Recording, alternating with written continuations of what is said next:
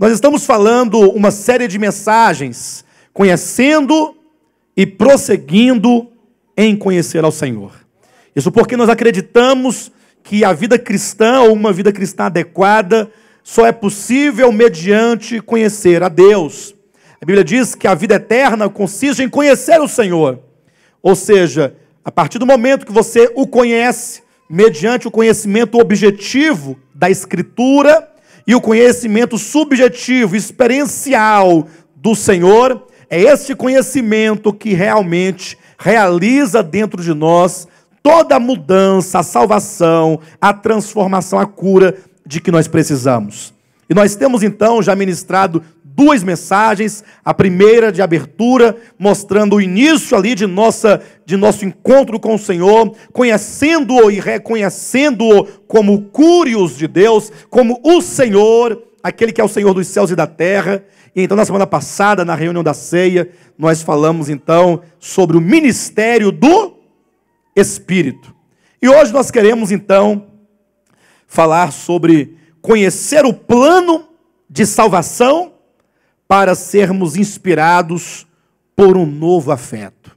Quero que você olhe para o seu irmão que está à sua direita ou à sua esquerda e diga para ele: conhecer o plano de salvação para ser inspirado por um novo afeto. Diga de novo: conhecer o plano de salvação para ser inspirado por um novo afeto.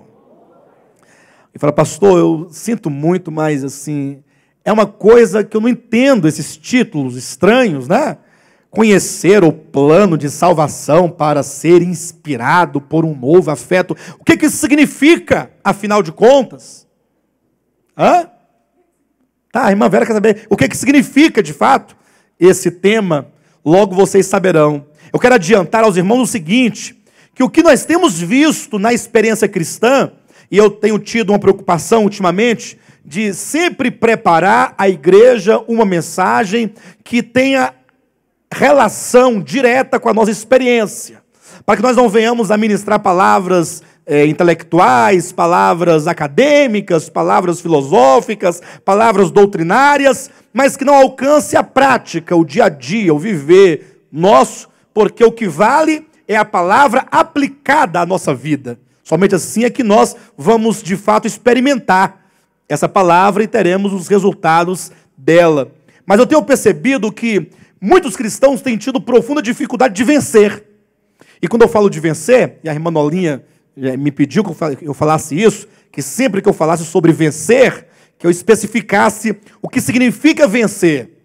E eu disse para ela que ela tem razão nisso, porque geralmente quando os cristãos falam de vencer, ou de ser um cristão vitorioso, ele pensa logo numa vida financeira abençoada. Ele pensa logo em vencer é comprar um carro mais novo, comprar uma casa, passar num concurso público, se casar com a mulher dos sonhos, ou com o rapaz dos sonhos.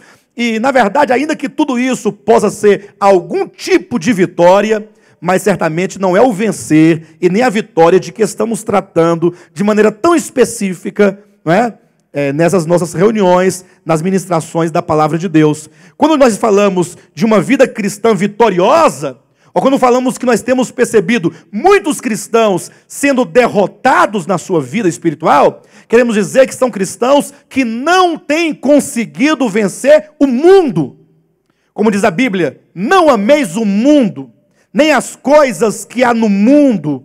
Não é assim que diz a Bíblia, em 1 João capítulo 2, versículo 15? Porque tudo que há no mundo, a concupiscência da carne, a concupiscência dos olhos e a soberba da vida, não procedem de Deus. E aqueles que amam essas coisas, o amor do Pai não está nele. Então temos visto cristãos que não têm conseguido deixar de amar o mundo, ainda que saiba que é necessário, e se saiba doutrinariamente, que não podemos amar o mundo. A Bíblia diz que aquele que ama a seu pai, a sua mãe, a sua mulher, a seu filho, a sua sogra, a sua nora, ou a si mesmo, mais do que a Jesus, não pode ser o seu discípulo. Ora, mas isso está tão alto, isso é tão grande, e temos visto, portanto, cristãos sendo derrotados, porque amam muito mais a si mesmos do que ao Senhor. E por isso, tem fracassado na sua vida espiritual. O padrão de Deus, ele é muito elevado. E aí nós temos visto pessoas sendo derrotadas nessa experiência, pessoas que têm sido derrotadas pelos seus pecados, pelos seus vícios, não têm conseguido desfrutar e experimentar dessa salvação, dessa santificação, dessa transformação proposta pela nova aliança, pelo Novo Testamento, conforme nós encontramos na Bíblia Sagrada. E o motivo? Muito simples. É porque em natureza, porque nós nascemos de Adão, um dia, nós herdamos essa natureza caída. Então, o amor do mundo, ou amor ao mundo, é próprio da natureza humana. Se você nasceu do homem, nasceu da carne, então você tem isso como parte integrante da natureza do homem. Pastor, eu sei, mas pelo que eu saiba, eu nasci de Deus, eu nasci de novo. É verdade que você nasceu de novo. É verdade que Deus habita o seu espírito, mas o novo nascimento não erradicou do teu ser ainda a velha criação. A velha natureza ainda se mantém aí na sua carne, assim como a nova natureza. Não é sem razão que o apóstolo Paulo, ao escrever aos Gálatas, ele deixou muito claro que há uma luta dentro do homem, dentro do crente, entre a carne e o espírito. É o espírito lutando contra a carne e a carne lutando contra o espírito. E nessa luta, muitas vezes, o espírito fica sem reação, sem função, ou fica desprovido de força, enquanto que a carne vai prevalecendo. Então, nessa luta, nós temos visto que muitos cristãos não têm conseguido. Por qual motivo? Por qual razão? Porque ele tem sempre tentado se convencer, ou mesmo os pregadores têm tentado convencer as pessoas de que elas devem escolher a Deus, porque Deus é melhor, porque Deus é necessário, porque sem Ele não dá certo. Elas ficamos tentando nos convencer daquilo que seria melhor, ao passo que nós devemos, na verdade, conhecer o Senhor na sua palavra, para que o seu Espírito revele dentro de nós o Senhor. No dia que o Espírito Santo revelar no teu coração, no teu interior, na tua alma, dentro de você, a preciosidade de Jesus Cristo, acontecerá exatamente o que aconteceu com Saulo de Tarso. Saulo de Tarso era um grande homem dentro do judaísmo, estava quase que no topo da pirâmide social e religiosa do judaísmo, era um mestre, era um doutor, era um fariseu. Ele tinha muitos privilégios, tinha status, mas no dia em que Jesus se revelou a ele, e ele teve a revelação de Cristo, que ele viu a Cristo, que ele tocou a Cristo, não foi uma questão de tentar convencer, olha Saulo, veja como Jesus é melhor do que o judaísmo. Não é uma questão de convencimento carnal, ou de convencimento intelectual, é a questão de revelação no Espírito. Quando nós nos propomos aqui a ministrar conhecendo e prosseguindo em conhecer ao Senhor, não é o objetivo de convencer os irmãos, mas é o objetivo de ministrar a verdade, para que essa verdade possa ser vista, essa verdade possa ser despertada, essa verdade possa ser conhecida, e mediante então essa exposição da palavra, o Espírito Santo revele no seu interior a preciosidade de Cristo, de sua obra e de seu propósito eterno. Quando então Saulo, e já então Paulo, veio a escrever aos Filipenses, ele então declarou que aquilo que outrora para ele era lucro, ele agora considerava como perda. Ora, como pode ser? Como é que você pode olhar para Paulo e vê-lo ali dizendo que tudo aquilo que outrora era lucro, tudo o que ele tinha para si de status, de religião, não é? De fama, de conhecimento, de posição, agora ele considerava como perda? Por causa de quê? Ele diz, por causa da sublimidade, do conhecimento de Jesus Cristo. Vocês se lembram da parábola que Jesus contou em Mateus capítulo 13? A parábola daquele homem que procurava boas pérolas? Diz a Bíblia que, encontrando ele uma pérola de grande valor, o que aconteceu? Encontrando uma pérola de grande valor, o que ele fez? Vendeu tudo que ele tinha. Eu pergunto para você, você seria capaz de vender tudo? Vamos olhar nesse aspecto material da parábola. Você teria coragem de vender tudo o que você tem para adquirir aquela pérola? Ou para adquirir uma pérola? Você fala, pastor, depende. Eu diria, sim, é verdade, depende. Se você visse naquela pérola algo muito maior, muito mais precioso, muito mais valioso do que tudo o que você tinha, ou que você tem, aí sim você é capaz de vender para adquiri-la. Mas quando você olha e você desdenha e você não vê nenhum valor real naquilo, você certamente não é capaz de vender. Sim ou não? Você deve ter uma casa, você tem um carro, você tem alguma coisa, né, um comércio, sei lá.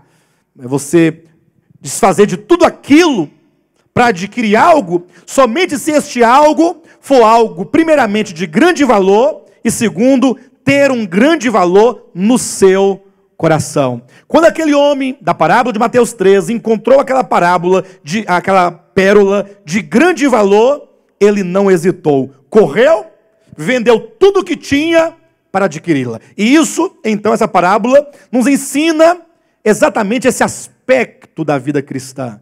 Não é? Alguns falam assim, pastor, eu entendo que essa pérola seja o pecador. E Jesus é o homem que procurava boas pérolas. Já viram essa interpretação? E então Jesus deixou os céus, deixou tudo e veio morrer pelo pecador para adquiri-lo. Eu falei, até certo ponto faz algum sentido isso, né? Que Cristo veio nos comprar com o seu precioso sangue. Agora observe, se nós lermos essa parábola dentro da sequência de parábolas, percebendo que essa pérola agora, ela não pode ser interpretada isolada das demais parábolas. E se nós perguntarmos, é porventura o pecador caído, como descreve a Bíblia, morto em seus delitos e pecados, filho da ira, como diz Zacarias, um tição ao fogo? Seria este pecador uma pérola de grande valor, mais precioso que os céus? E, portanto, essa pérola é Cristo. Essa pérola é o que há de mais precioso.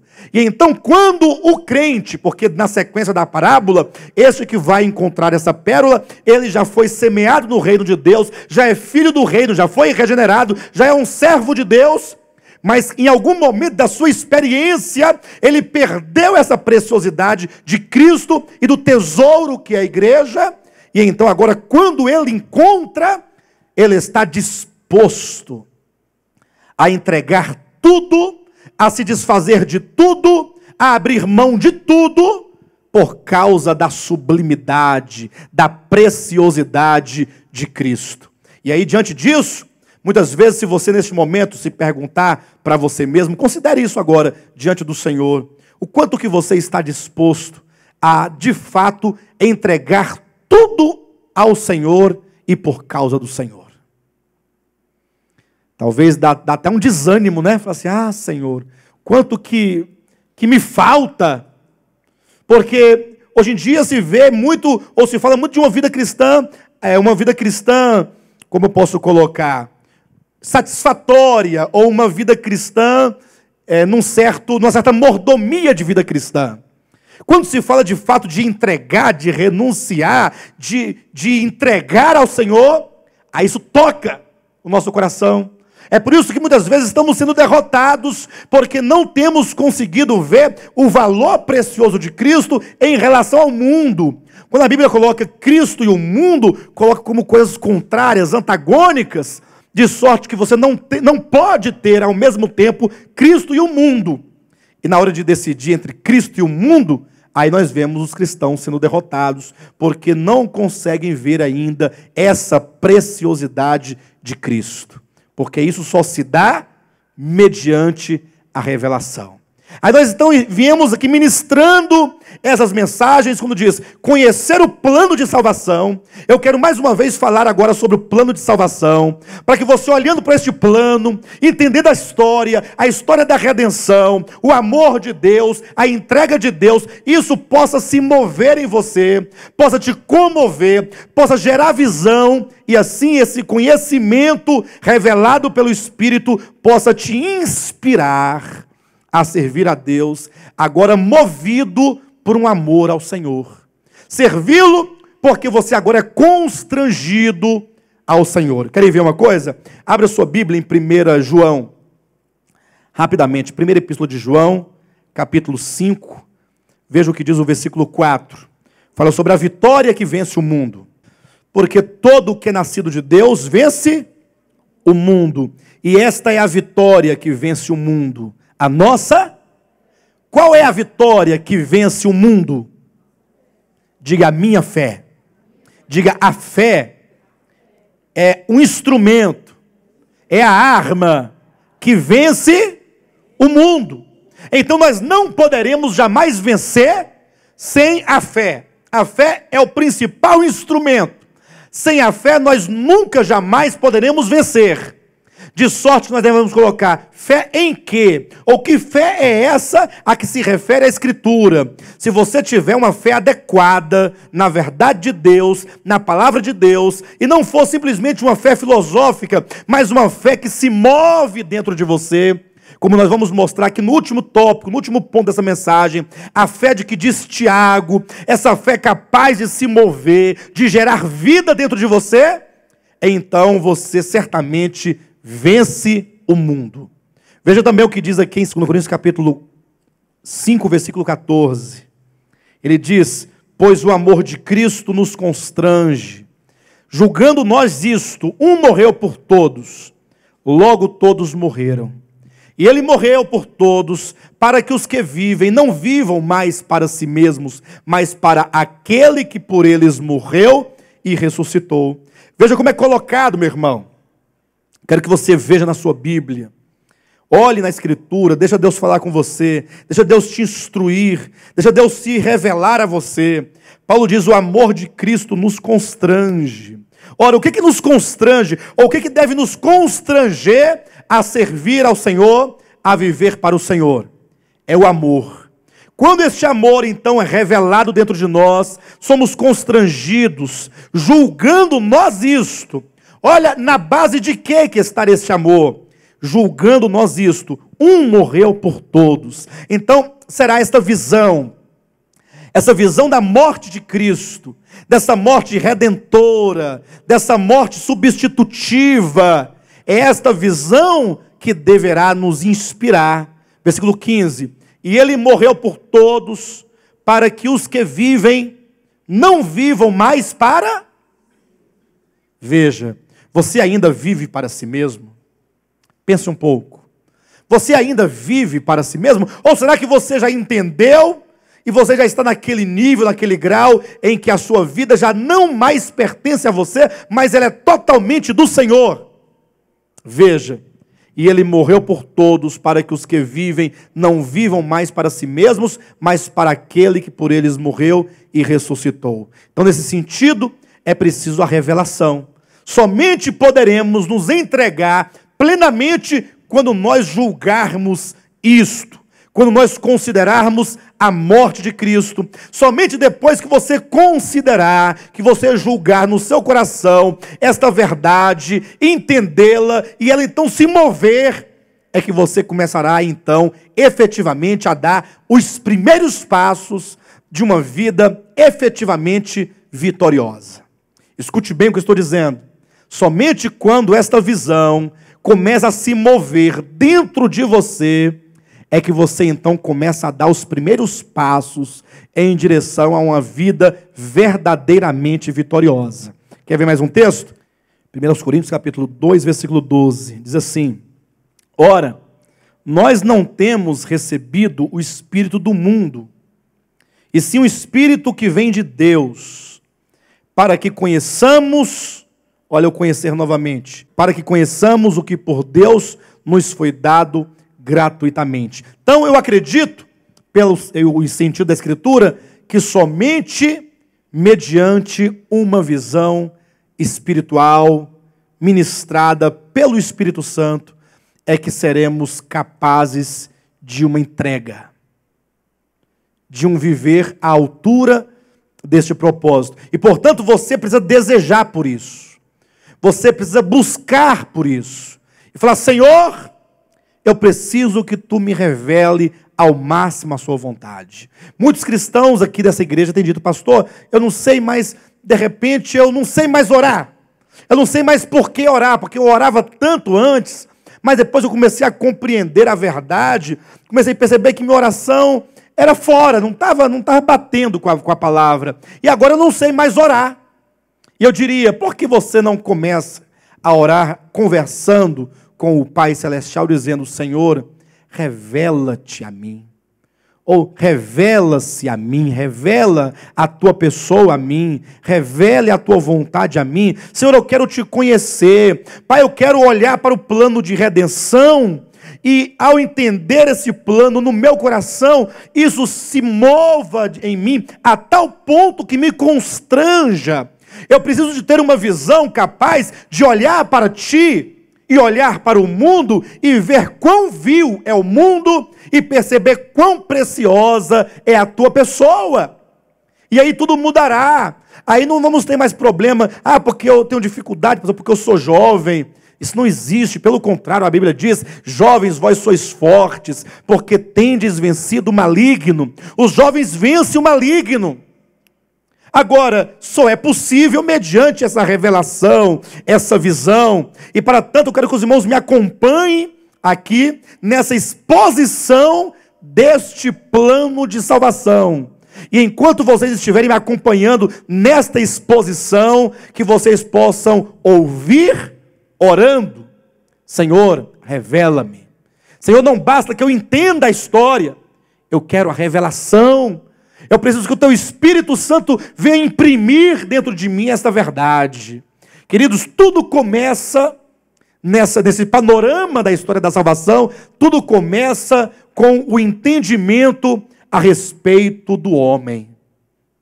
Interessante que Deus poderia, ali no Éden, quando o homem caiu em pecado, simplesmente trazer logo Jesus, o Filho. Olha, Adão está aqui, vamos crucificar Jesus aqui agora, ele vai morrer por você agora.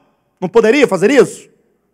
Mas não, foram precisos ainda 4.000 anos. Foi uma longa trajetória, o Senhor ensinando pouco a pouco a respeito de uma história. Alguém pergunta: o que Deus estava esperando acontecer para então enviar o seu Filho?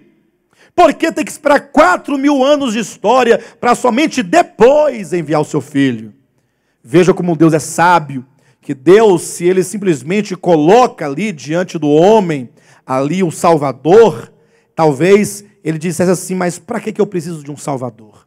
Era preciso que antes de vir Cristo, que o Senhor trouxesse o quê? A lei.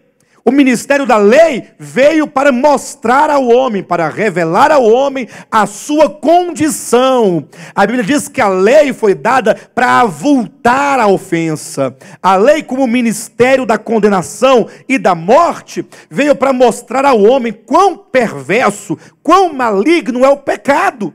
O problema é que às vezes, quando nós mesmos falamos de pecado, nós não conseguimos ver, ou sentir, ou perceber quão maligno é o pecado. Porque às vezes acostumamos a viver dentro do pecado, viver no pecado, sem ver a sua perversidade. Então, o Senhor, quando o homem caiu lá no Éden, Deus então precisava primeiramente revelar a este homem quem ele era e qual era a sua verdadeira condição. Em Romanos capítulo 3, versículo 23, o apóstolo Paulo, falando sobre o homem, sobre a salvação, sobre a condição do homem, ele diz: porque todos pecaram e destituídos estão da glória de Deus. Olhe para o seu irmão que está ao seu lado e diga assim: porque todos pecaram. Diga: todos pecaram, inclusive você. E destituído estão da glória de Deus. Essa foi a consequência fatal Quando o homem comeu do fruto da árvore do conhecimento do bem e do mal, queridos, ali naquele momento, um tanto de coisas aconteceram a ele. A primeira coisa, ele foi destituído da glória de Deus. Ou que a glória que ele tinha de Deus inicialmente, da criação, porque o homem foi criado à imagem de Deus, aquilo lhe foi tirado, lhe foi arrancado. Agora a presença de Deus também lhe foi tirada. O homem criado por Deus para viver com Deus, para ter comunhão com Deus, agora simplesmente é expulso do jardim, e agora destituído de Deus, arrancado de Deus, sem Deus, como diz a Bíblia, sem esperança, agora vive errante à mercê dos seus próprios pecados. Nós vemos em Efésios capítulo 2, versículo 1, que este homem em pecado, ele está morto. Vemos agora em Efésios capítulo 2, versículo 3, que este homem, ele está debaixo da ira de Deus. Também em Romanos capítulo 1, 18, diz que a ira de Deus se revela do céu contra toda sorte de injustiças praticadas pelos homens. Colossenses capítulo 1, versículo 21, esse texto eu quero que os irmãos leiam na Bíblia dos irmãos. Colossenses capítulo 1, versículo 21, nos diz que o homem caído, o homem depois da queda, agora é um ser estranho a Deus, e é um ser que é inimigo de Deus nos seus pensamentos. Leia comigo, capítulo 1 de Colossenses, versículo 21. Nos diz assim: e a vós outros também, que outrora éreis estranhos e inimigos no entendimento, pelas vossas obras malignas. Veja como que a Bíblia fala sobre o homem. O homem está morto nos seus pecados, está debaixo da ira de Deus, e agora diz: e a vós outros, que ereis estranhos e inimigos de Deus nos vossos pensamentos. Então, o homem caído, ele não somente está morto para Deus, não somente ele está debaixo da ira de Deus, porque o homem, ele cometeu pecado, ele está unido ao pecado, e portanto a ira de Deus certamente está sobre este homem, mas também ele é inimigo de Deus nos seus pensamentos, ele é inimigo de Deus nas suas vontades, ele é estranho a Deus, inimigo de Deus. E em Romanos 6, 23 ainda diz que o salário do pecado é a morte, e portanto o homem caído, o homem pecador, ele está fadado à morte eterna. Muitas pessoas não conseguem tocar essa verdade, não conseguem apreender essa verdade, não conseguem aceitar essa verdade. Eu me lembro de uma situação, quando um irmão aqui dessa igreja pregava para um vizinho que ele tinha. E eu cheguei a ver essa situação, não somente uma nem duas, mas várias vezes, quando o irmão chegava para o vizinho dele e falava: olha, você precisa de Jesus, porque a Bíblia diz que o homem está debaixo da ira de Deus, que o salário do pecado é a morte. Aí o vizinho sorria do irmão que estava pregando, dizia assim: bem, se eu for lançado no lago de fogo, no inferno, com uma mulher bem bonita, então eu posso ir agora. Ora, por que ele certamente dizia isso? Porque ele não acreditava. Certamente porque ele achava que isso era uma grande mentira, era uma grande bobagem. Mas é certo que o homem natural, ele não pode compreender as coisas do Espírito e também não pode aceitá-las, porque elas se discernem espiritualmente. Mas se você já obteve essa revelação, já consegue crer, você deve considerar o plano de salvação a partir da nossa condição original. Estávamos nós mortos. O homem morto no seu pecado. O homem debaixo da ira de Deus, fadado à morte eterna, estranho a Deus, estranho às coisas de Deus e inimigo de Deus nos seus pensamentos. Ora, para este homem não tem salvação. Não tem solução para este homem, a menos que Deus, que o Eterno, se incline para ele, para lhe prover salvação. Do contrário, este homem jamais pode ser salvo por si mesmo. Ainda que ao longo de toda a história, muitos acreditem que as boas obras possam salvar o homem, mas quem pensa que boas obras, bom comportamento salva o homem, é porque certamente não conhece, não obteve ainda essa revelação de que o homem, na condição adâmica em que ele se encontra, é um homem alheio a Deus, inimigo de Deus, homem morto, e nada que ele faça pode resolver o seu problema. Então tudo parte desse entendimento. Se você nunca se vê, nunca se entender como aquele que é nascido de Adão, caído, morto, estranho a Deus, inimigo de Deus, debaixo da ira de Deus e fadado à morte eterna, muito dificilmente você conseguirá se entregar ao Senhor, muito dificilmente você conseguirá ter uma vida cristã vitoriosa, porque você sempre irá considerar que você tem alguma coisa boa, ou você não vai conseguir ver a preciosidade do sacrifício de Cristo, do plano de salvação que o Senhor efetuou por nós. Você tem que começar desse ponto, da condição do homem, e então, agora olhar para a Escritura e buscar qual é a solução de Deus para este homem no pecado.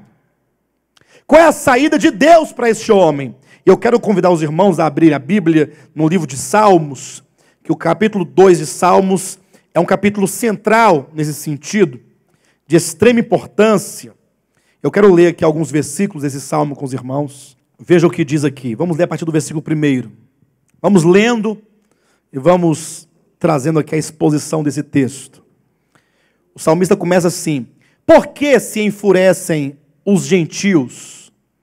E os povos imaginam coisas vãs.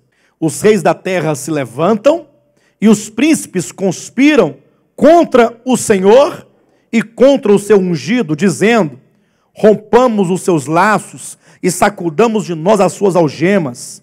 Ri-se aquele que habita nos céus, o Senhor zomba deles. Na sua ira, a seu tempo, lhes há de falar, e no seu furor os confundirá.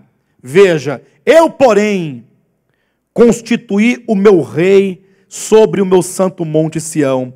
Proclamarei o decreto do Senhor. Ele me disse: tu és o meu filho, eu hoje te gerei. Pede-me e eu te darei as nações por herança e as extremidades da terra por tua possessão. Com vara de ferro as regerás e as despedaçarás como um vaso de oleiro. Veja como diz: proclamarei, versículo 7, o decreto do Senhor. Ele disse: tu és meu filho, eu hoje te gerei. Queridos, o plano de Deus para essa terra que caiu, se nós olharmos dentro de uma perspectiva da eternidade passada para frente, vamos observar que quando Deus criou essa terra, quando Deus criou esse sistema, Deus no seu coração a fez para o seu Filho Jesus. De maneira que, com a queda dessa criação, é possível que o diabo tivesse pensado assim: eu consegui frustrar os planos de Deus, porque ele criou essa terra para o seu Filho, para ele ser o rei, mas agora com a entrada do pecado estará tudo destruído, e ou ele vai entregar a minha mão para eu ficar aqui eternamente governando sobre essa terra, ou então ele terá que destruí-la cabalmente, porque ele não poderá manter uma criação sob o pecado. E aí João diz no capítulo 3, versículo 16, porque Deus amou o mundo de tal maneira. Ou seja, Deus simplesmente, quando viu a terra caída, ele simplesmente não ignorou, ou não abandonou, e nem mesmo destruiu, mas movido por um amor profundo, ele determinou: esta terra eu criei para o meu filho, e portanto eu vou restaurá-la, de sorte que quando diz: tu és o meu filho, eu hoje te gerei, esse texto fala do plano de Deus para restabelecer a terra e devolvê-la ao seu filho. Alguém diz: pastor, mas como assim? Aqui está dizendo apenas que ele foi gerado. Jesus foi gerado, afinal de contas? Abra sua Bíblia no livro de Atos dos Apóstolos, no capítulo 13. Quero que você leia comigo aqui. Veja o testemunho do apóstolo Paulo sobre esse texto do livro de Salmos, número 2. Capítulo 13, versículo 32 e 33 e 34. Diz assim: nós vos anunciamos o evangelho da promessa feita a nossos pais, como Deus a cumpriu plenamente a nós, seus filhos, ressuscitando a Jesus, como também está escrito no Salmo 2: tu és o meu filho, eu hoje te gerei, e que Deus o ressuscitou dentre os mortos, para que jamais voltasse à corrupção. Então veja que o apóstolo Paulo, olha o sentido que ele dá ao texto do Salmo de número 2, quando diz, tu és o meu filho, eu hoje te gerei. Ele diz, como que Deus cumpriu plenamente a nós a promessa, ressuscitando a Jesus, como está escrito no Salmo 2. Tu és o meu filho, eu hoje te gerei. Paulo está dizendo que no momento que Cristo estava morto, ele tinha sido crucificado, e então ele foi morto, e ele foi sepultado. Lá estava aquele homem sepultado, quando então é dito que Deus, olhando para o seu filho morto e sepultado, ao ressuscitá-lo, quando Jesus saía ressuscitado do túmulo, ele disse, tu és o meu filho, eu hoje, o dia da ressurreição, eu hoje te gerei. Ou seja, a ressurreição de Cristo foi o gerar de uma nova criação. A ressurreição de Cristo foi o surgir, o ressurgir de um novo homem que vai certamente reinar sobre essa terra agora redimida. É por isso que no Salmo de número 2, quando diz, tu és o meu filho, eu hoje te gerei, nós devemos entender nesse Salmo que aqui implica a morte e a ressurreição de Cristo. Então Deus, no seu plano, ele resgatou essa terra mediante a morte de Jesus Cristo na cruz do Calvário. Ele resgatou esse planeta, ele resgatou esse sistema. Quando Jesus morreu, ele estava comprando de volta, mediante o seu sacrifício, esse reino de volta para o Pai. Alguém pergunta, pastor, mas e o homem? Onde é que o homem fica nessa história? Você está falando que ele comprou o planeta. Eu quero saber onde é que o homem entra neste plano.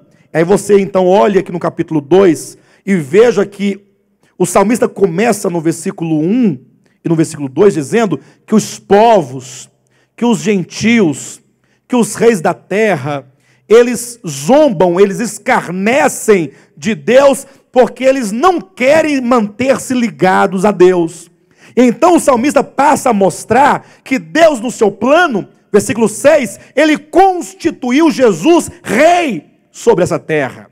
E o modo que ele o fez foi, passando pela morte, e passando pela sua ressurreição, Jesus é feito rei, é feito herdeiro de toda essa terra, como é dito no versículo 8, pede-me e eu te darei as nações por herança. No versículo 10, portanto, começa então um apelo. Até o versículo 9, o salmista mostra como que os homens da terra não amam a Deus, não desejam por Deus, como que o Senhor, mediante a morte do seu filho, restaurou para ele este reino. E aí vem um apelo aos homens, agora, pois, ó reis, sede prudentes, deixai-vos advertir, juízes da terra. Versículo 11, servir ao Senhor com temor e alegrai-vos nele com tremor. Versículo 12, beijai o filho, para que não se irrite, e não pereçais no caminho, porque dentro em pouco se lhe inflamará a ira. Bem-aventurados todos os que nele se refugiam. Olha o conselho do salmista, beijai o filho. Diga para o seu irmão, beijai o filho. Este filho é o ungido do Senhor no versículo 2. Este filho é Jesus Cristo. Este filho é o Filho de Deus que foi enviado. Nele está a redenção. Nele está a salvação. A morte do Senhor Jesus é que traz a salvação. De maneira que ele diz, você precisa beijar o filho, ou precisa se reconciliar com o filho. Você precisa receber o filho. Você precisa crer no filho, para que, abrigando-se ou refugiando-se nele, à sombra da cruz, você se livre de todas as consequências do pecado. A Bíblia diz que o salário do pecado é a morte, Mas se você se refugiar em Cristo, se você beijar o Filho, se você voltar sua face para o Senhor, e ali crer no seu sacrifício, crer no seu nome, está aqui, olha. Dentro em pouco se lhe inflamará a ira. Bem-aventurados, felizes aqueles que se refugiam nele. É por isso que no livro de João, o Evangelho, no capítulo 3, eu quero que vocês acompanhem essa leitura, versículo 36, o próprio Jesus declara dizendo: por isso, quem crê no Filho tem a vida eterna. O que todavia se mantém rebelde contra o Filho, não verá a vida, mas sobre ele permanece a ira de Deus. Veja, quem crê no Filho tem a vida. O que todavia se mantém rebelde, veja esse versículo 36, com o Salmo de número 2, versículo 12. Lá diz: beijai o Filho. E aqui diz: quem se mantém rebelde contra o Filho. Então você tem as duas opções: ou você se mantém rebelde, resistente ao Filho, ou você beija o Filho. E é certo que, de acordo com a revelação de 1 Coríntios capítulo 2, só é possível beijar o Filho se tivermos a revelação de quem Ele é. Mas, por todos os efeitos, fica aqui sempre duas classes bem determinadas e definidas. Há aqueles que beijam o Filho, que se aproximam do Filho e creem no Filho, e há aqueles que se mantêm rebeldes contra o Filho de Deus. A salvação é algo tão simples que beira o absurdo, razão porque o homem natural não pode entender. É algo tão simples. Eu me lembro que uma vez eu pregando o Evangelho para uma pessoa, eu falei assim: olha, você precisa crer em Jesus. Ele disse assim: mas só crer? E eu falei: só crer. E a pessoa sorriu na minha cara, porque achou demasiadamente estranho o fato de só crer lhe trouxesse salvação. Mas a história da salvação, a salvação mesmo em si, ela é muito simples. E a Bíblia ilustra isso lá em Números capítulo 21, a partir do versículo 4. Depois vocês poderão ler essa história na casa de vocês. Quando a Bíblia diz que ali estava o povo de Israel, quando surgiram serpentes abrasadoras do deserto. Imagina as serpentes tudo picando os homens, e ali eles morrendo, um a um. Os que eram contaminados com aquele veneno morrendo. Quando o povo então correu a Moisés, falou: Moisés, clama a Deus, para Deus dar uma solução, porque o povo está morrendo, picados pelas serpentes. E então Deus falou: Moisés, veja o plano de Deus. Você vai fazer uma serpente de bronze, e vai suspender essa serpente numa haste, bem alta. E aí, Senhor? E aí você diga ao povo que quando alguém for picado pela serpente, basta ele olhar para a serpente e mirá-la, olhar e contemplar. E aquele que assim fizer, viverá. Isso não beira um pouco absurdo? Quer dizer que eu sou picado por uma serpente de verdade? Aí eu olho para uma serpente feita de bronze, que está suspensa numa haste, e aí o veneno perde o efeito dentro de mim. Moisés pegou, fez a serpente, suspendeu a serpente, e falou para o povo: olha, ali está a serpente que Deus mandou fazer. Quando algum de vocês forem picados pela serpente, basta que vocês olhem, contemplem, mirem a serpente de bronze e viverá. Eu pergunto para os irmãos: imagine você lá. Imagine-se lá no meio do povo de Israel. Aí você de repente era picado pela serpente. Você sentiu a picada na sua perna. Você sentiu o veneno entrando. Você já pode sentir o efeito do veneno dentro de você. Aí eu pergunto: Deus disse que você basta olhar para a serpente de bronze. E você talvez tenha a opção de ir ao médico, levar a matar a cobra, levar a cobra, mostrar: foi essa cobra que me mordeu. Qual que é mais seguro para você? honestamente. Deus disse, se você olhar para a serpente, viverá. Olha como é simples. É muito simples. Mas para o homem carnal isso é tão complicado. Quer logo um médico, um hospital, um antibiótico, uma coisa, corta a perna. E o que isso tem a ver com a salvação? Jesus Cristo falando para Nicodemos sobre esse episódio. Na verdade ele falava sobre o novo nascimento, sobre salvação. Ele falou assim, olha Nicodemos, do mesmo modo que Moisés levantou no deserto a serpente de bronze, do mesmo modo o Filho do Homem será levantado na cruz do Calvário, do mesmo modo. Olhe para o deserto, lá em Moisés, tem uma serpente levantada de bronze. Olhe então para o Evangelho e você verá Cristo no Calvário crucificado. Olha a saída de Deus, beijai o Filho. Basta você se voltar para o Filho, voltar o seu coração para o Filho. O problema é que os homens são muito complicados, e aí não basta a complicação do homem carnal, que não entende, vem o diabo para ajudar a afastar o homem de Deus e a inventar suas mentiras. O diabo diz assim, mediante mentes de homens carnais, você quer ser salvo? Você precisa dar o dízimo. Pastor, mas não é para dar o dízimo não? Não, eu não estou pregando sobre o dízimo, mas eu quero dizer que o diabo e as pessoas carnais condicionam a salvação ao ato de você dar o dízimo. Quer dizer que o dízimo, então, que a salvação, ela custa 10% do que você ganha? Quão miserável é esta salvação? Outros dizem, além do dízimo, você não poderá cortar as pontas dos seus cabelos. Do contrário, você vai para o inferno. Outros dizem, você precisa usar o véu. Outros dizem, você não pode usar short. A mulher não pode usar calça jeans ou calça esporte, não sei como diz. A mulher não pode usar brinco, não pode usar batom, não pode pintar a unha, não pode tirar a sobrancelha, o homem não pode jogar futebol.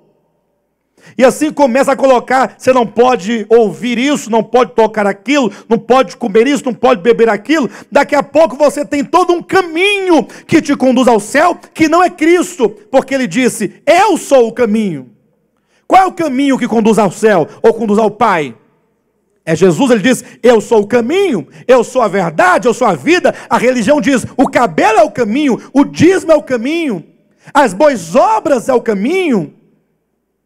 Afinal, qual é o caminho que nos conduz a Deus? É Jesus. Mas a religião mentirosa engana as pessoas, criando um tanto de coisas. É por isso que os homens carregam consigo este orgulho, considerando que serão salvos por merecerem alguma coisa. Serei salvo porque mereço. Ao passo que a Bíblia, quando fala-nos da salvação, nos diz nos seguintes termos. Abra sua Bíblia em 1 Coríntios, capítulo 1, versículo 30 e 31. Mas vós sois dele, em Cristo Jesus, o qual se nos tornou da parte de Deus sabedoria e justiça e santificação e redenção. Você pode repetir comigo? Diga assim, Cristo se tornou da parte de Deus para mim sabedoria e justiça e santificação e redenção. Qual é a tua redenção? Qual é a tua redenção?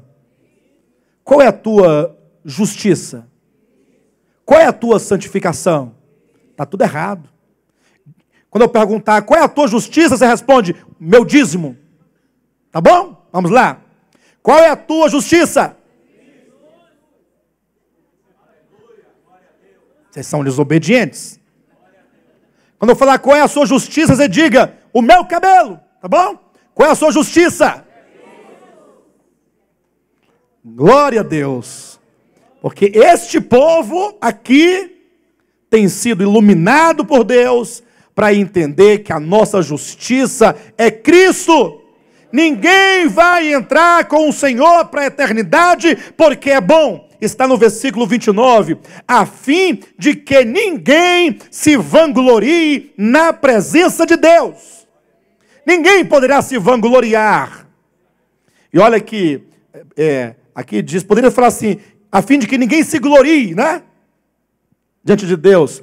Mas Paulo sabe que esse mero ato de se gloriar não é glória alguma, é uma glória vã, é uma glória tola, porque mesmo não tendo o homem do que se gloriar, se ele pelo menos tentar, é pura tolice, é coisa vã. Por isso ele diz, a fim de que ninguém se vanglorie diante de Deus. Deus, ao estabelecer o caminho da salvação, o plano de salvação, ele não deixou para o homem o fazer nada. É uma questão de crer somente. Assim como a serpente de bronze foi levantada por Moisés no deserto, assim importa que o Filho do Homem seja levantado. João capítulo 3, versículo 14. Para que todo aquele que nele crer. Diga comigo, para que todo aquele que nele crer não pereça, mas tenha a vida eterna. Olha só quanta simplicidade. O Filho de Deus foi suspenso na cruz do Calvário, não foi? Você então, ao se perceber picado pela serpente, que é o diabo, ao se perceber contaminado pela natureza do maligno, ao se perceber caído, condenado, fadado, como foi colocado, perceber morto debaixo da ira de Deus, estranho inimigo a Deus e fadado à morte eterna, você simplesmente contempla o Cristo crucificado. Jesus foi levantado na cruz para que todo aquele que nele crer não pereça, mas tenha a vida eterna. E, portanto, o crer é mais do que suficiente. Você crê? Você crê em Jesus? Você crê que Jesus é o Filho de Deus? Você crê que esse Jesus histórico, que dividiu a história em antes e depois, é o Verbo, que sendo ele o Deus unigênito, se fez carne? Você crê? Glória a Deus. Ele é a palavra. É o Verbo encarnado. Você crê que esse Deus encarnado, ele sofreu uma morte de cruz? Hã? Ora, mas muitos também morreram morte de cruz naquele tempo. Mas a morte dele não foi a morte de um bandido, de um pecador, de um ladrão, de um assassino. Ele é o Cordeiro inocente de Deus. E, portanto, você crê que a morte de Jesus é uma morte substitutiva. Como está no livro de Isaías 53, ele levou sobre si os nossos pecados, as nossas dores, as nossas transgressões, e o castigo que hoje nos traz a paz estava sobre ele, e pelas suas pisaduras nós fomos sarados. Você crê nisso? Você crê que Jesus é o Cordeiro de Deus, que morreu no seu lugar? Então escute essa verdade. Você não perecerá. Você tem a vida eterna. Você não precisa mais buscar a vida eterna. Você já tem a vida eterna. Ah, pastor, disso eu não tenho certeza. Basta ler 1 João, capítulo 5, versículo 12. Que nos declara expressamente, nos declara de modo absoluto esta verdade. 1 João, capítulo 5, versículo 12. Aquele que tem um filho, tem a vida. E aquele que não tem um filho, não tem a vida. Versículo 13. Estas coisas vos escrevi, a fim de saberdes que vocês terão a vida eterna, a vós outros que credes em o nome do Filho de Deus. Está errado? Eu tenho problema aqui de vista. Leia na sua Bíblia. Estas coisas vos escrevi, a fim de saberdes que tendes a vida eterna. Vocês sabiam que vocês têm a vida eterna? Diga, eu tenho a vida eterna. Não porque eu seja bom, mas porque Jesus é bom. Porque Jesus morreu por mim. Ele é a minha redenção. Ele é o preço pago pelos meus pecados. Jesus pagou todos os teus pecados. Ora, quando essa visão entra dentro de nós e se move em nós, nós agora não temos como mais viver para nós mesmos. E talvez alguém fale assim, pastor, mas ainda tem aí o problema, o caso de Tiago. Porque a Bíblia diz, o livro de Tiago diz, que Abraão foi justificado por obras. Abra sua Bíblia em Tiago, por gentileza. Tiago capítulo 2, versículos 21 a 23. Não foi por obras que Abraão, o nosso pai, foi justificado quando ofereceu sobre o altar o seu próprio filho, Isaque? Vês como a fé operava juntamente com as suas obras?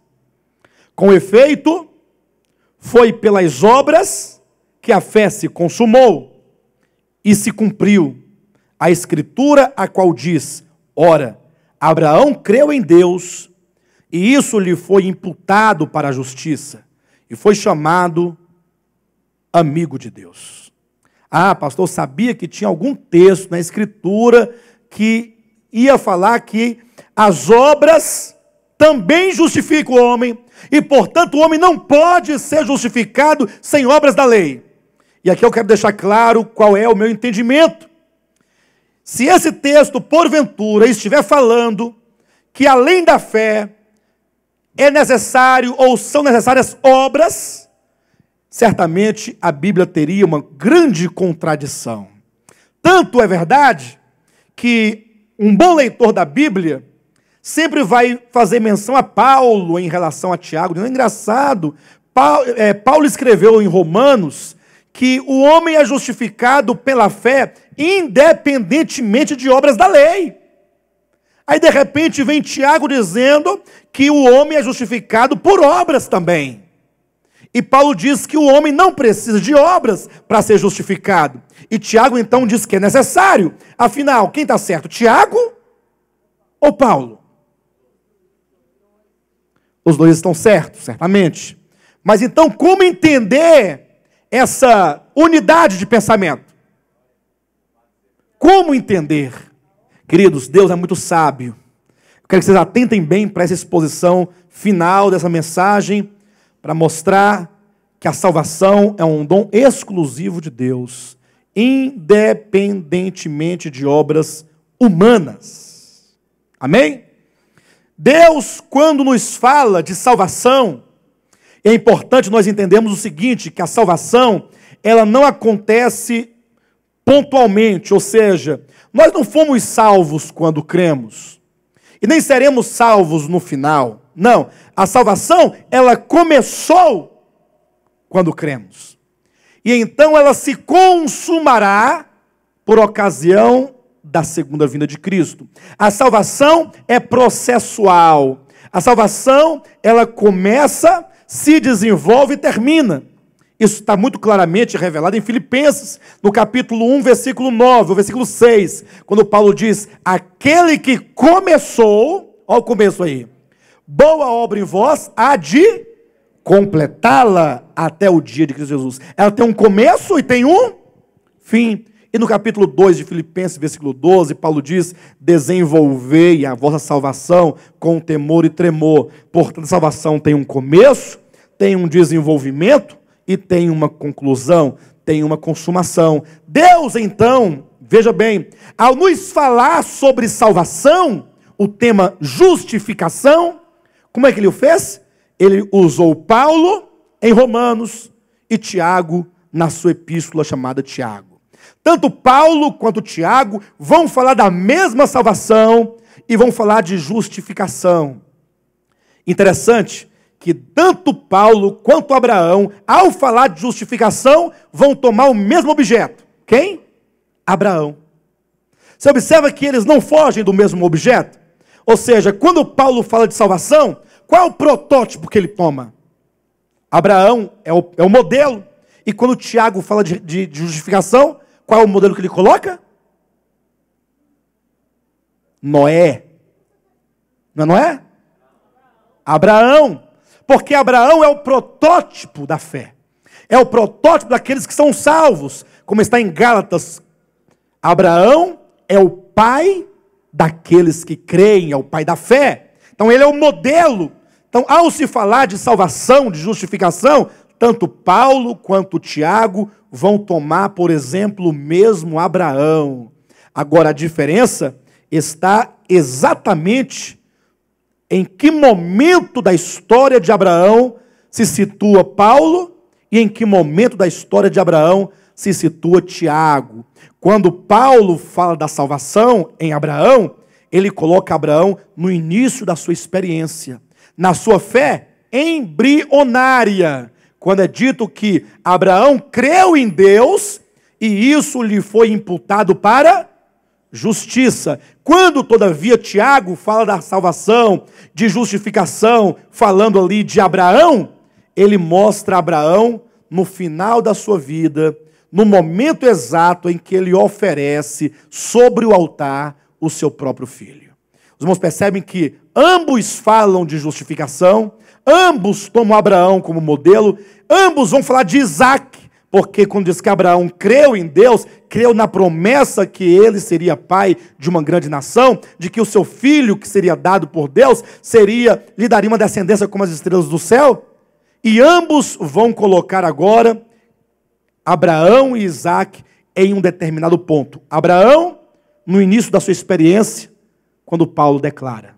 Tiago fala de Abraão no final da sua existência. Ou seja, está mostrando como que o mesmo Abraão, justificado por fé, teve a confirmação e a glorificação da sua fé no final da sua vida. Então veja que o texto diz: não foi por obras que Abraão, o nosso pai, foi justificado, quando ofereceu sobre o altar o seu próprio filho Isaque. Vês como a fé operava juntamente com as obras. Com efeito, foi pelas obras que a fé se... Ou seja, a fé, ela tem uma consumação. A fé não é apenas palavras, não são apenas palavras. A fé não pode ser mera filosofia. A fé, ela se materializa, ela se concretiza, ela se realiza em obras. Não é possível que alguém diga que tenha fé, ou não é possível que alguém tendo fé no coração, não tenha obras. De maneira que a grande diferença entre Paulo e Tiago é a seguinte: quando Paulo falava sobre a fé, ele não tinha dúvida sobre a fé. Por que ele não tinha dúvida? Porque a fé que ele anunciava não era a fé das pessoas. Ele falava da fé enquanto um dom de Deus. E dessa fé, ele tem certeza, ele tem plena convicção da natureza dessa fé que vem de Deus. E, portanto, essa fé é suficiente para salvar o homem. Agora, quando Tiago fala da fé na sua epístola, ele tem dúvida. Mas ele não tem dúvida da fé de Deus como um dom, porque o objeto aqui não é a fé de Deus, é a fé dos homens. É como que ele olhasse para uma assembleia como esta, e ele visse ali um tanto de pessoas inoperantes. Ele visse ali no meio daquela assembleia um tanto de pessoas que diziam com os lábios que tinham fé, mas na verdade era de se duvidar, porque não havia fruto. Tanto é que no capítulo 2, versículo 14 de Tiago, Tiago fala assim: meus irmãos, qual é o proveito se alguém disser que tem fé, mas não tiver obras? Pode acaso semelhante fé salvá-lo? Veja o que ele diz: qual é o proveito se alguém tiver fé, mas não tiver obras? É isso que diz na sua Bíblia? É isso? Qual é o proveito se alguém tiver fé e não tiver obras? É isso que diz na sua Bíblia? Qual é o proveito se alguém... Querem ver uma coisa? Quantos aqui têm fé? Todos vocês dizem que têm fé. Agora, o simples fato de você falar que tem fé não significa nada. Está dizendo que tem. Você está dizendo que tem. Agora, eu sei se você tem, eu não sei. Então Tiago, ele não está falando da fé de Deus. Ele está falando da fé subjetiva dos seus ouvintes, e dessa fé ele tem dúvida. Ele fala assim, olha, você diz que tem fé, mas você essa fé não se manifesta nunca. Essa fé não se materializa, de sorte que em algum momento ele vai dizer, mostra-me a tua fé sem as obras. E eu, com as minhas obras, te mostrarei a minha. Ora, ele não está dizendo de coisas distintas. Pelo contrário, ele está dizendo que a verdadeira fé, a genuína fé, ela sempre vai se manifestar e sempre vai se materializar em obras. As obras como fruto da fé genuína. Ele não está dizendo que a fé não é suficiente. Ele não está dizendo que Paulo estava errado quando disse que o homem é justificado tão somente por fé. E agora ele trazia a verdade, uma instauração da verdade, porque Paulo era apóstata ou não tinha o claro conhecimento da economia de Deus. Nada disso. É porque Paulo trabalha com a verdade objetiva de Deus e Tiago está trabalhando essa verdade na experiência do povo, procurando saber que tipo de fé é essa que você diz que tem no seu coração. Será que essa é uma fé operante ou uma fé inoperante? É uma fé viva ou é uma fé morta?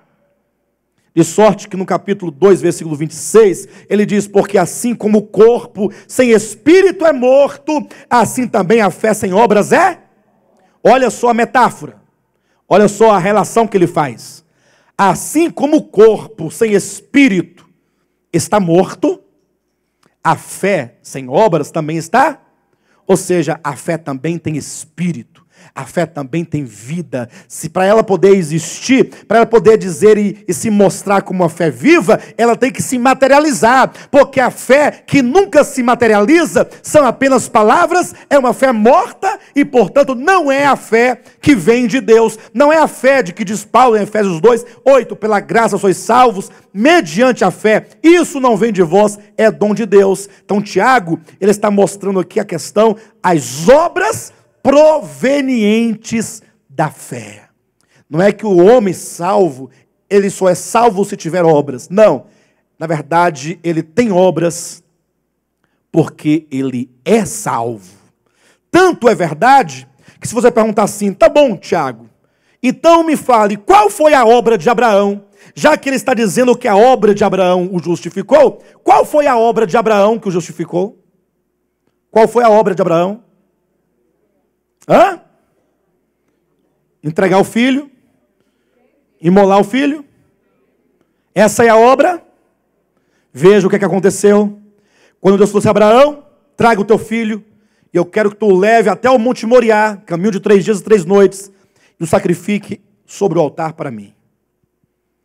Abraão foi e levou o filho.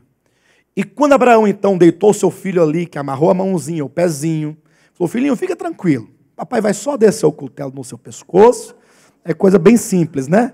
Vai arrancar o pescoço, o sangue vai correr, e você vai entregar a sua vida e se suspirar. Simples, agora é o cordeiro. Eu pergunto, o que passava na cabeça de Abraão? Será que ele pensava, eu tenho que fazer essa obra para provar alguma coisa para Deus? O que ele pensava naquele momento? Hebreus capítulo 11. Hebreus capítulo 11, o capítulo 11 de Hebreus é o capítulo clássico que fala sobre as obras, não é? É sobre a fé? Vocês estão atentos, né? O capítulo 11 de Hebreus é o capítulo clássico que fala sobre a fé. E veja o que o capítulo da fé diz sobre Abraão no momento em que oferecia seu filho Isaque sobre o altar. Capítulo 11 de Hebreus, versículo 17. Pela fé, Abraão, quando posto à prova, ofereceu Isaque. Estava mesmo para sacrificar o seu unigênito, aquele que acolheu alegremente as promessas, a quem se tinha dito, em Isaque será chamada a tua descendência. Porque considerou. Por que ele fez isso? Esta obra de Abraão, de que faz referência Tiago. Que obra foi essa? Porque considerou que Deus era poderoso até para ressuscitá-lo dentre os mortos, de onde também figuradamente o recobrou. Por que ele ofereceu? Porque ele cria. Aqui nós temos a manifestação ao máximo da fé. Porque Deus falou assim: Abraão, vem aqui, eu vou te dar um filho. Pense comigo um momento. Sim, Senhor, tu vai me dar um filho. Mas o Senhor não se esqueceu que a minha esposa é estéril, né? Não, eu te darei um filho. Passaram-se os anos, e aí Abraão começou a ficar preocupado, Sara ficou preocupada, porque esse filho não chegava logo. Sara era uma mulher estéril, não podia ter filhos, até que Sara, falando com Abraão, falou: Abraão, eu tenho uma ideia, porque eu estou vendo aí que Deus, eu sei lá, sabe, eu sempre penso que nós temos que dar uma ajuda a Deus. É verdade que Deus vai fazer, e que Ele é poderoso para fazer, como Ele é poderoso para salvar, mas se nós não dermos uma mãozinha, Ele não pode realizar. Não foi assim que Sara pensou? E Abraão falou assim: mulher, o que você está pensando? Assim, olha, eu sou estéril, não posso ter filhos. E você está caminhando para aquela fase da impotência sexual.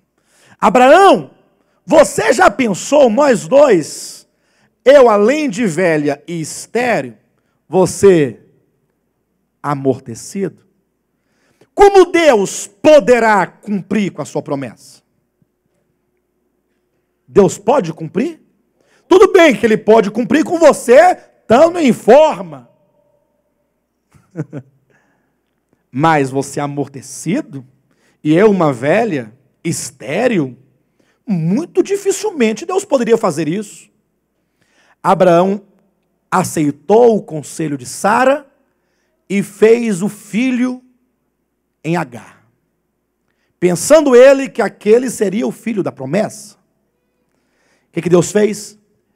13 anos sem aparecer para Abraão. Pastor, Deus estava de mal de Abraão, com raiva? Não! Deus estava esperando acabarem todas as forças e todas as energias e todas as esperanças de Abraão e Sara. É como que Deus dissesse: olha, eu vou esperar vocês chegarem no fim da vida de vocês, quando acabar tudo, que não tiver mais nada, aí eu vou cumprir a minha palavra. Sabe para quê? Para que vocês nunca diga ou pense que foi a própria capacidade de vocês que lhe deu o filho.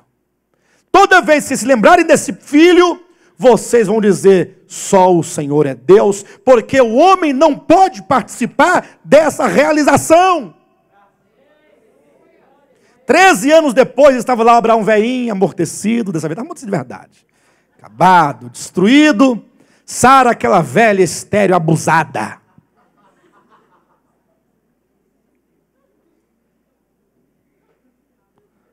Quando Deus apareceu para Abraão, Deus olhou nos olhos de Abraão e disse: eu sou o Deus Todo-Poderoso. O que é isso, irmãos? O que é isso?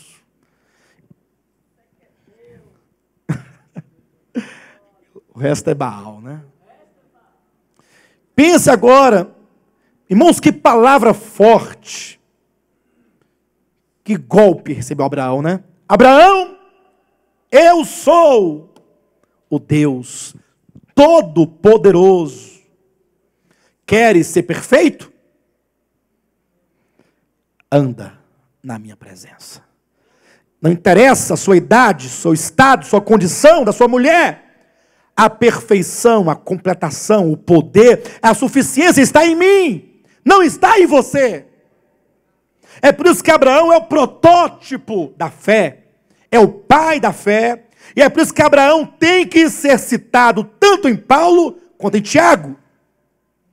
Aí Deus então, na amortecência de Abraão,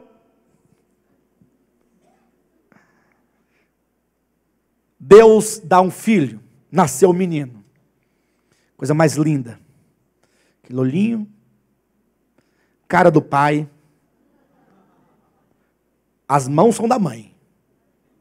Não tem esse negócio? Todo mundo fala assim, as orelhas parecem as orelhas do pai. Não parece nada. Mas o povo diz que parece. E aí a criança fez 1 aninho, 2 aninhos, 3 aninhos, 5 aninhos, 8 aninhos. Já está um garotinho, grandinho.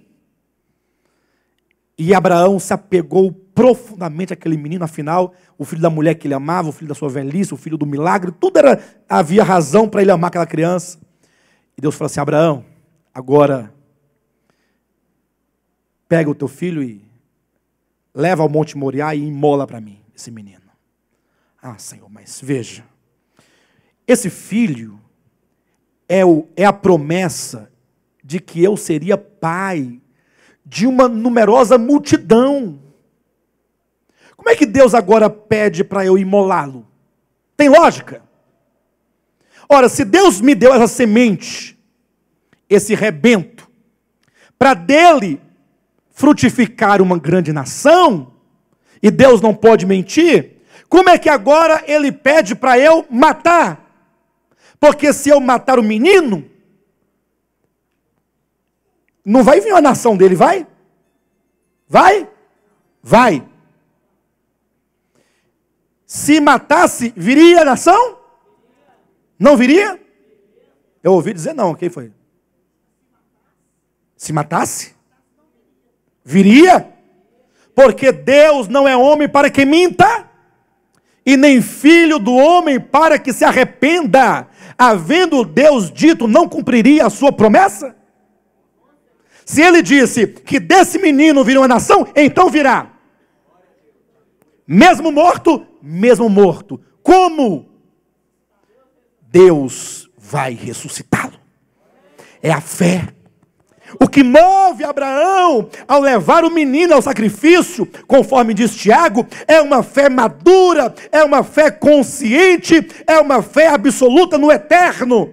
Não é uma obra de quem quer conquistar a Deus vida eterna. Não é alguém que faz algo para Deus para comprar a Deus, ou para poder adquirir algo de Deus. É uma obra, sim, porque é um feito, é um ato, é pragmático, é factual. Mas é uma obra movida por uma fé absoluta. Deus disse que desse menino viria uma nação. E se Deus manda imolar, eu vou imolar. E mesmo morto, Deus é poderoso para fazê-lo viver outra vez. Por isso que Tiago disse que a fé de Abraão se consumou, chegou ao seu ápice, ao seu amadurecimento, à sua plenitude, ao pleroma, naquela obra, não de lei, naquela obra de fé. É como que Tiago dissesse, Abraão creu em Deus. Ora, mas é muito fácil falar que ele creu no início da sua vida. Mas essa fé se revelou verdadeira quando ofereceu. Vês que a fé, ela opera juntamente com as obras, ou a fé se revela pelas obras, a fé verdadeira se manifesta pelas obras, e uma fé que é incapaz de se manifestar, não é fé. Ou se você quer chamar de fé, diga apenas que é uma fé morta. Tanto é que em seguida Tiago cita outro exemplo, o caso de Raabe. E este é mais grave, porque Tiago, querendo mostrar que a fé genuína tem que ter obras, ou que dela própria produz obras, cita o caso de Raabe. Vocês já devem conhecer o caso de Raabe, eu não tenho tempo aqui suficiente para expor toda a sua história, mas apenas lembre-se, Raabe era uma prostituta de uma terra condenada, de uma terra maldita, uma terra pagã, uma terra que estava condenada à destruição.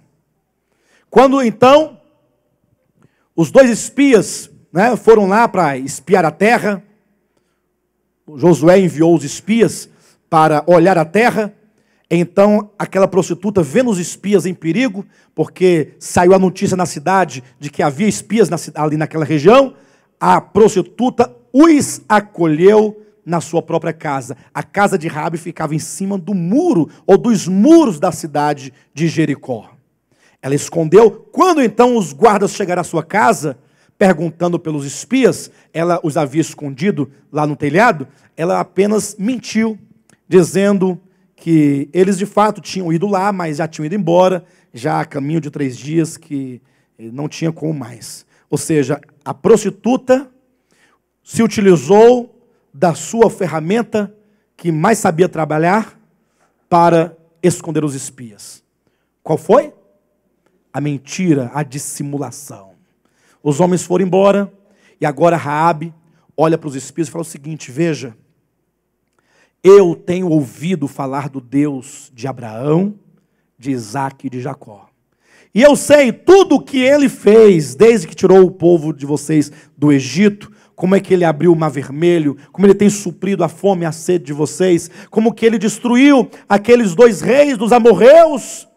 E agora vocês chegaram até aqui, e eu sei que o Deus de vocês é o Deus verdadeiro. O que está movendo no coração dela? Não é a fé? Então, do modo como eu salvei as vossas vidas, salvem também a minha e a da minha família. O que os espias falaram? Vou colocar aqui, na sua janela, uma corda vermelha. De maneira que, por ocasião da destruição, quando nós invadirmos a cidade, se esse cordão vermelho estiver pendurado, este será o sinal. E então a sua casa será poupada. Mas se faltar esse sinal, esse cordão vermelho, a sua casa será invadida e vocês serão mortos.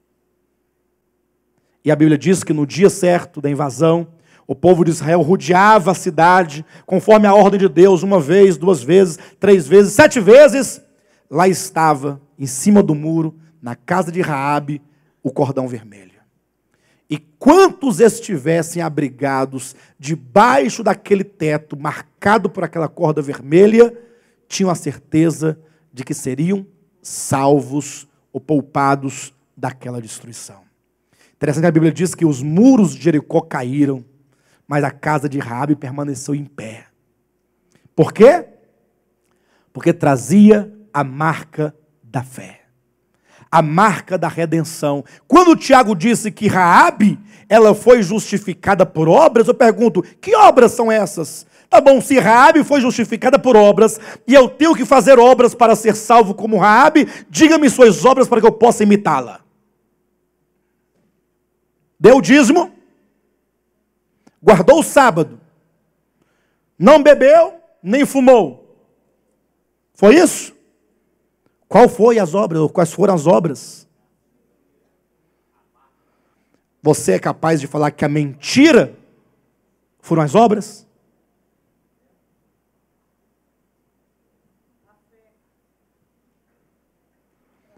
Podemos falar que as obras de Raabe foram o seu agir por fé. É isso. Ela jamais teria agido contra a sua própria vida e a vida do seu povo se não fosse a fé. Como nós lemos no início, essa é a fé, ou essa é a vitória que vence o mundo, a nossa fé.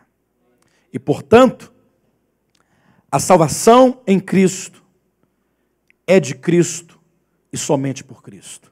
Quanto a nós, devemos apenas crer que você, conhecendo a Deus pela Escritura, que você pare de correr. Você não está cansado de correr, não? Você está cansado dessa vida cristã amarrada, sem fruto? Pastor, qual o seu interesse? Porque desde a semana passada você está falando, mandando a gente parar de tudo. É porque nós só podemos viver pela fé. Não é uma fé professa. É uma fé de que diz Tiago, a fé viva. É se mover por essa fé, mas nunca tentar se mover sem essa fé. No sentido de que o nosso maior desafio hoje, enquanto cristãos, é vivermos pela fé. Porque não basta se restaurar a verdade sobre a fé. É preciso se aprender a viver por ela. É por isso que muitos estão cansados. É por isso que muitos estão assim, pastor, eu estou para desistir. Porque, apesar de tudo que eu tenho ouvido, eu estou cada dia mais vazio, mais fraco, mais cansado. Minha vida se destruindo, minha família se destruindo, tudo se destruindo. Então, se você quer obter a vitória, você terá que enfrentar o novo. O que é o novo? Você vai ter que começar tudo de novo. Tudo de novo. Você vai ter que desistir da sua indústria, da sua capacidade. Você terá que desistir de confiar na sua integridade. Você confia tanto que você é íntegro, está te atrapalhando. Não que você tenha que deixar de ser íntegro. Não, mas que você não pode depender da sua integridade. Você tem que depender tão somente de Cristo.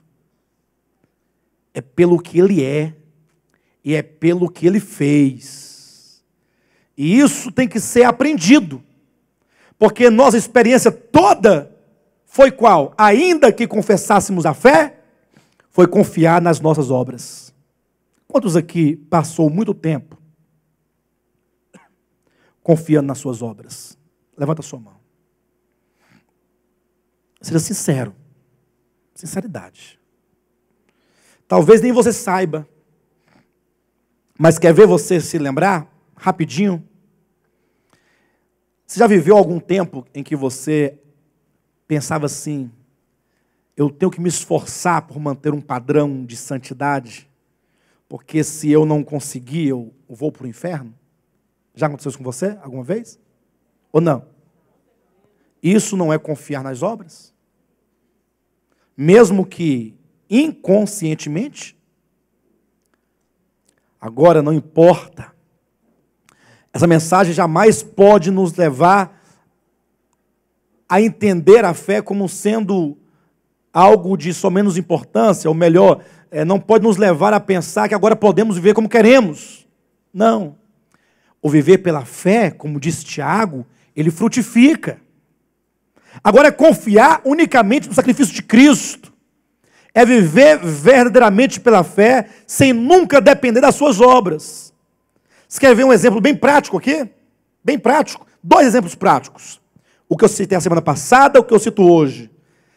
Da semana passada eu dizia, as igrejas evangélicas costumam batizar as pessoas que alcançam um padrão. Tanto é que as pessoas falam assim, não, eu não estou preparada para me batizar. Não é assim? Só que esse padrão é mentiroso. Porque qual é o padrão do batismo? Não beber, não fumar, não ir para o forró e não prostituir. Mas passam os mentirosos. Quantos mentirosos não são batizados diariamente? Quantos invejosos não batizam? Tem esse critério? Não pode batizar o invejoso. Vamos criar uma máquina, uma porta automática, quando passa o invejoso, da pita, pi, pi, pi, volta. A porta vai ficar doida. Pi, pi, pi, pi, pi, pi, pi, pi, pi, pi, pi, pi, pi, pi, pi. Vai ficar doida a porta. Não tem quem chegue perto dessa porta. Ela...